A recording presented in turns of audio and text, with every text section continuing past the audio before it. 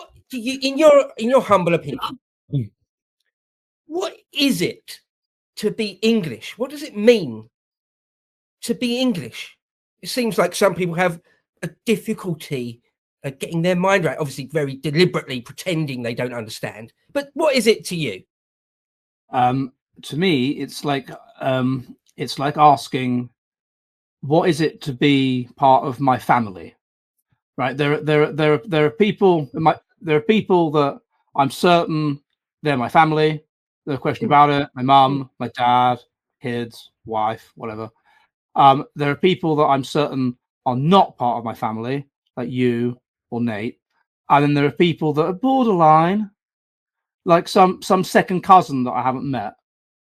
But that doesn't mean that it doesn't have predictive validity and that it's not a clear thing and that it's not something it doesn't mean that what is my family is unclear. It's just that there might be nebulous borders, but I'm certain what it is and I'm certain what it isn't. And that's true of any system of categories.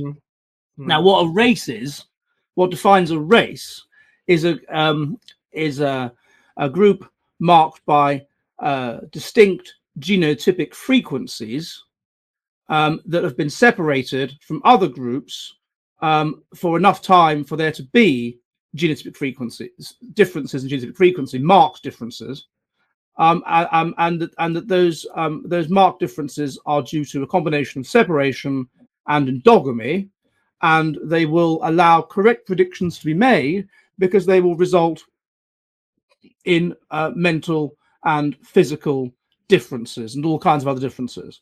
And so although there might be groups on the borders between races, there aren't many of those, and they're very, very narrow. It's a bit like a bow tie, you have the the Europeans, and you have the East Asians, and then you have a small number of groups due to historic points in civilizational history where there have been contact between different races that are a mixture, that are a cline, such as the Uzbeks or something like that. But in general, they're quite distinct because people operate on genetic similarity. They tend to be attracted to genetic similarity, and they tend, therefore, to breed with people of their own race, even when endogamously. Even when there are other races with whom they could breed, they tend to breed endogamously. And so for these two reasons, endogamy and geographic separation, you end up with separate races. And they can be divided, what is that? And they can be divided genetically into clusters, and those clusters correlate with self-identified race at 0.9. Now, what ethnic groups are is basically things that are on the way to races, but are not yet as separated, have not been separated for so long. They are, as it were, sub-races.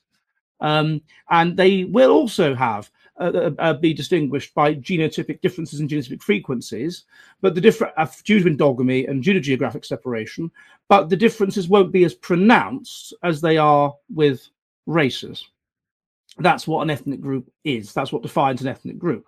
And these ethnic groups basically, therefore, are defined by common ancestry.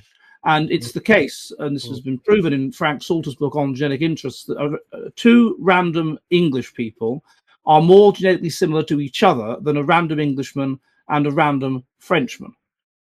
And this is quite meaningful because if you look in his book, you can calculate how many people of a different ethnic group, let's say French people, would have to come to England for it to be the equivalent of every English person losing the equivalent of one child.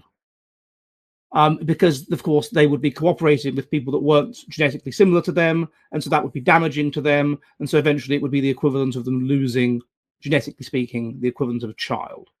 And you can also calculate how genetically similar two random English people are to a random French, to a random Frenchman, to a random Angolan, to a random whatever.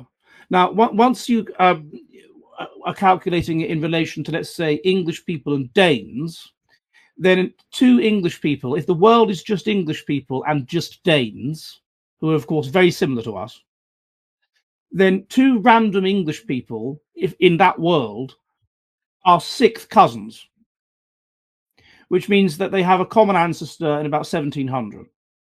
If it's just two random English people and two random Bantu, then two random English people are twins. So that shows you the difference that this makes in terms of genetic interests. So two random English people are 12th cousins on average. You know, in the general scheme of things, they are 12th cousins. Me and Bo, or me and Nate. Assume, I don't know if you have Irish ancestry that might interfere with this, but I'm more English than Bo. Yeah, and I haven't got any Irish. It's incidental, but still. Well, anyway, on average, it's about 12 cousins. So two English people have a common ancestor in about sort of 1600, something like that. So as far as I'm concerned, then, in answer to your question, the English are my genetic family that share my ancestors, and that's what they are, and that's that. And and you can't become English any more than you can become black, or become a woman. And in fact, it's the same mindset. Why is it that, you know, if you're going to accept that, I don't know, Kemi Badenoch, for God's sake, is English, if you're going to say something that's or that Mahmood woman is English, well, then if she can just change ethnicity from being Punjabi or something to being English, well, why the hell can't you change sex? So that's it. Yeah, no, great. The thing that's a bit interesting about it, though, is a bit nuanced about it, is if you think of your family, it's generally concentric circles around self, isn't it? And so you're closer to yourself than your parents or whatever, or your kids, and then your grandparents and your cousins even, and they're about as related to you as your great grandparents, by the way.